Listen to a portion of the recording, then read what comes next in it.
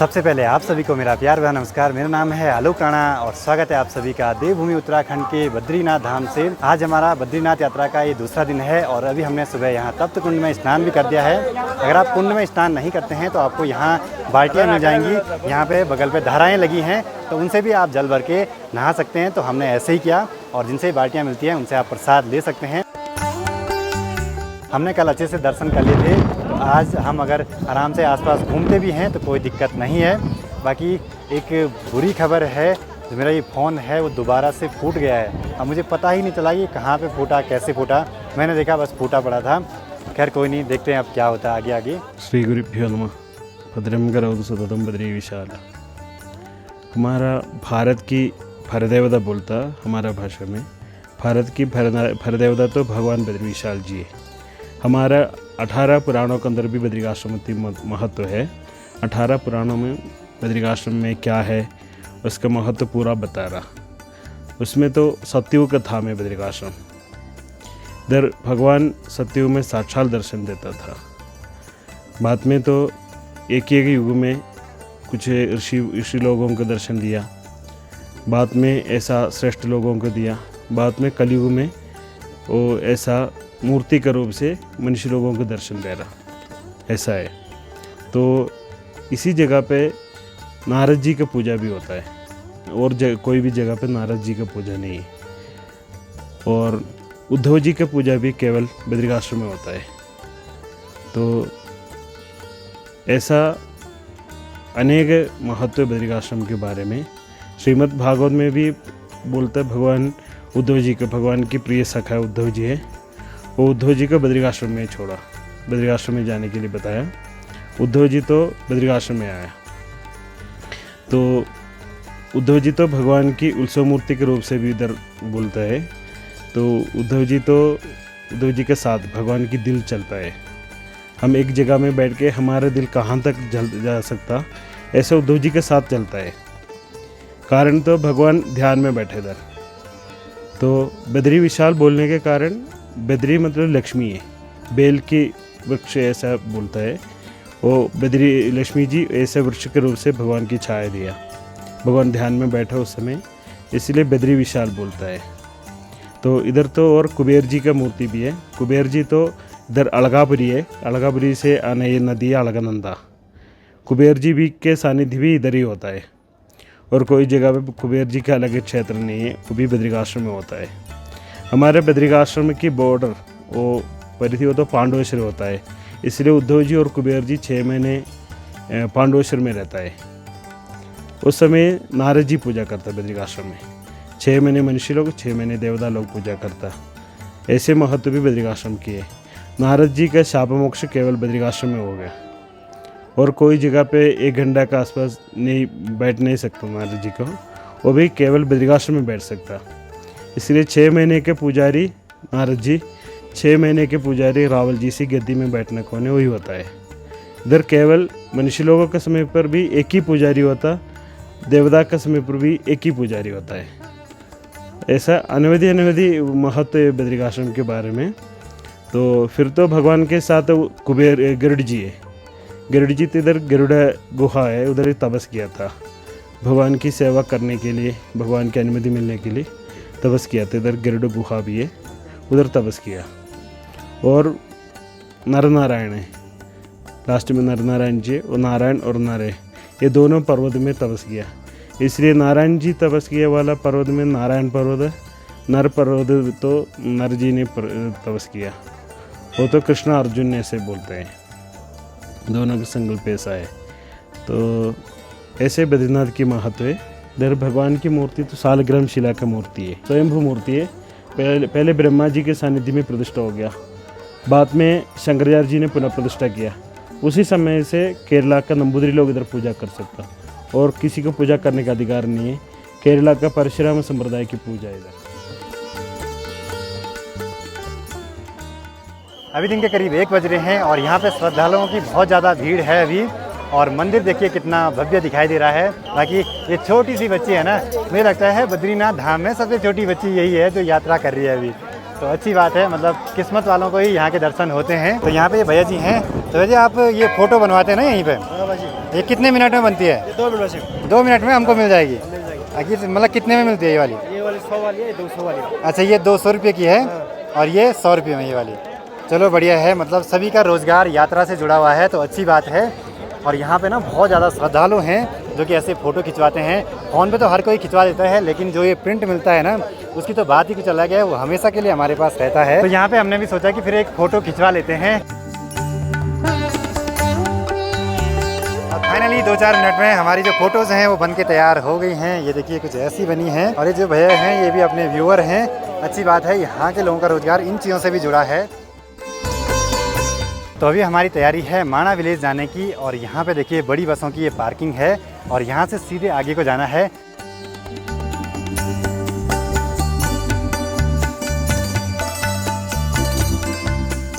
यहाँ गाड़ियों की बहुत ज़्यादा भीड़ है और काफ़ी ज़्यादा श्रद्धालु भी यहाँ माणा विलेज में घूमने के लिए आ रखे हैं। अभी गाड़ी को हमने यहाँ पे पार्क कर लिया है। पार्किंग का चार्ज तो कुछ नहीं है, लेकिन जो एंट्री है वो 40 रुपये की पर्ची कटेगी यहाँ पे। जो बद्रीनाथ धाम के चारों ओर की जो पहाड़ियाँ हैं ना बहुत नुकीली सी हैं, जिनमें बर्फ़ पड़ी हुई है। इन पहाड़ियों का टॉप इतना नुकीला है ना, मतलब यहाँ के पहाड़ों की आकृति ही कुछ अलग दिखाई दे रही है। नॉर्मली ये पहाड़ नहीं दिखाई देते हैं। यहाँ माणा विलेज में ना आपको हाथ से बनाई हुई बहुत सारी चीज़ें मिल जाएंगी। तो माणा विलेज में भी अपने फैमिली मेम्बर्स, अपने व्यूअर्स मिले तो अच्छा लगा इनसे मिलके।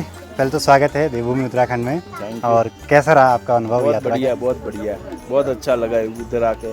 अच्छा, अभी आप केदारनाथ होके आएगी? सब जगह पे जाके आए और हरिद्वार जाएंगे। अच्छा, चलो जी। यहाँ माणा गांव में अपने बहुत सारे फैमिली मेम्बर्स मिल रहे हैं। ये भैया जी भी मिले।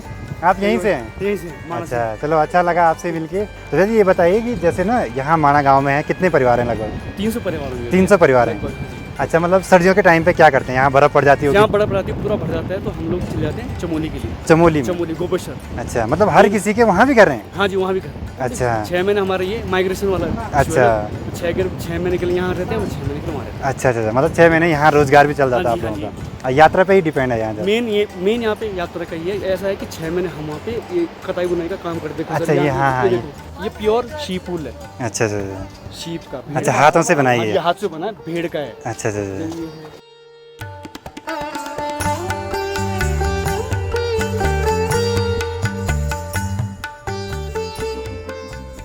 हेलो, मैं केतन गांधी सूरत से मैं आया हूँ। उत्तराखंड में 4 धाम की यात्रा करने के लिए आया हूँ और ये मेरा लास्ट माँ का गाँव का है। मैं सब बद्रीनाथ, केदारनाथ, गंगोत्री, यमुनोत्री सब जाके यात्रा करके आया हूँ और वहाँ से बहुत मज़ा आ गया है और इसमें यहाँ भी बहुत मज़ा आ रहा है और बहुत अच्छा लगता है मुझे यहाँ से आने के लिए। आलोक भाई, आप सूरत आओ, हम आपको भी कुछ हमारा सूरत का कुछ दिखाए। खाना पीना, घूमना, बहुत खाना पीना बहुत बढ़िया मिलता है। हमारा गाँव वाला सूरत में बहुत बढ़िया मिलता है सब जगह पे। माणा गांव में ऐसे दीवारों पे बहुत अच्छी चित्रकारियाँ बनाई गई हैं।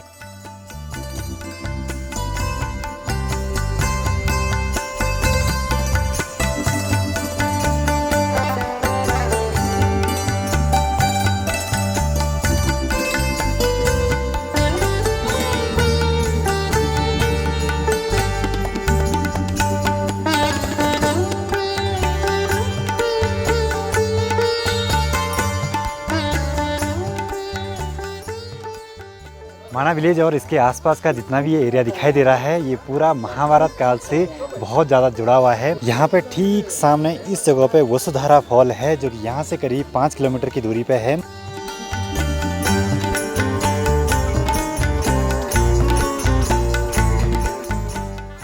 गणेश गुफा का जो भी मातम्य है यहाँ पे लिखा हुआ है। इसी जगह पर श्री व्यास जी द्वारा वर्णित पुराणों तथा महाभारत को गणेश जी के द्वारा लिपिबद्ध किया गया था। श्री गणेश गुफा में दर्शन करने के बाद आगे की ओर निकल पड़ते हैं यहाँ से।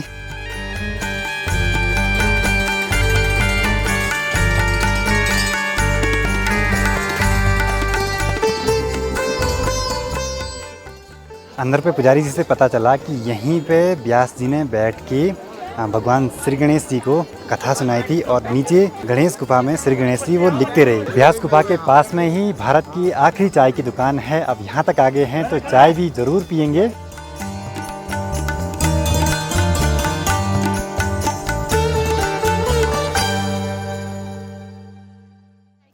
सोशल मीडिया पे आपने हर जगह देखा होगा कि हिंदुस्तान की अंतिम चाय की दुकान। अब देखते हैं चाय कैसे हो रही है यहाँ की। ठीक है, नॉर्मल मतलब जैसे चाय होती है, नॉर्मल सी चाय। चाय पीने के बाद अब निकल पड़ते हैं आगे की ओर, देखते हैं आगे हमें क्या क्या चीज़ें देखने को मिलती हैं।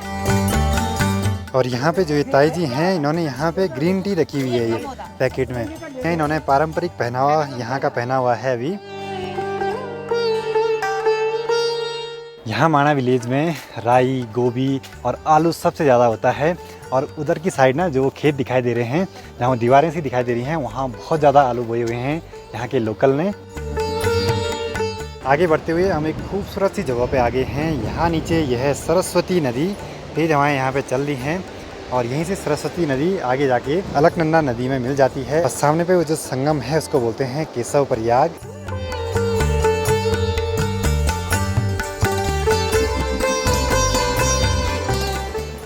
और ठीक सामने से है सरस्वती नदी का उद्गम स्थल। यहीं से सरस्वती नदी निकलती है और करीब आधे किलोमीटर आगे जाके अलकनंदा नदी में मिल जाती है। और यहाँ पे है माँ सरस्वती मंदिर, जिसका कि अभी निर्माण कार्य भी चल रहा है। अभी हम जिस जगह पे हैं ये है भीम पुल, और यहाँ पे ये बड़ी सी चट्टान है, यही भीम पुल है। और पांडव इसी रास्ते स्वर्गारोहणी के लिए गए थे। और ये पुल है सरस्वती नदी के ऊपर, यहीं पास से सरस्वती नदी का उद्गम स्थल है। और ठीक सामने पे जाके सरस्वती नदी अलकनंदा नदी में मिल जाती है। यहाँ पे सरस्वती नदी का निर्माण कार्य चल रहा है। देखते हैं अगली बार जब हम यहाँ पे आएंगे तो यहाँ पे सब कुछ अच्छा सा बन जाएगा। और यहीं ठीक सामने पे है माँ द्रौपदी मंदिर। और ये जो रास्ता है यही जा रहा है वसुधारा फॉल और स्वर्गारोहणी के लिए। मतलब कि पांडव इसी रास्ते स्वर्ग की ओर गए थे। और मैंने लोकल से पता करा तो उन्होंने बताया कि यहीं पे द्रौपदी माता ने अपने प्राण त्यागे थे। और यहाँ गाँव की ज़्यादातर महिलाएँ जो है ना बुनाई का काम करती हैं, इनका रोज़गार का साधन यही है। माणा विलेज में जो ये रास्ते हैं ना बिल्कुल साफ़ सुथरे हैं। जो सफाई कर्मचारी हैं वो लगातार अपना काम करे जा रहे हैं। माणा विलेज के आसपास बहुत सारी जगह हैं अभी देखने के लिए। एक दिन में इतना एक्सप्लोर नहीं हो पाएगा। अगली बार जब आएंगे ना तो अच्छे से एक्सप्लोर करके जाएंगे।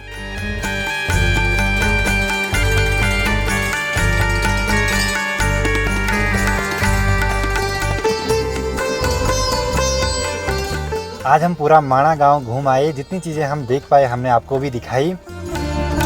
अब माणा विलेज आए और यहाँ पे फ़ोटो न खिंचवाई तो ये तो कोई बात नहीं हो सकती है। और यहाँ से एक रास्ता ऊपर की ओर भी जाता है जो कि माणा पास के लिए जाता है। वहाँ के लिए परमिशन लेनी होती है क्योंकि पूरा आर्मी एरिया है, बॉर्डर एरिया है।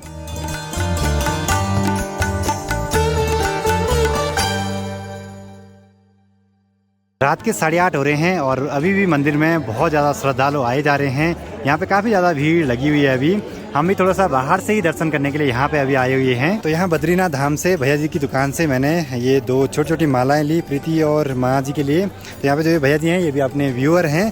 ठीक है भैया जी, अच्छा लगा आपसे मिलके। बिल्कुल बिल्कुल।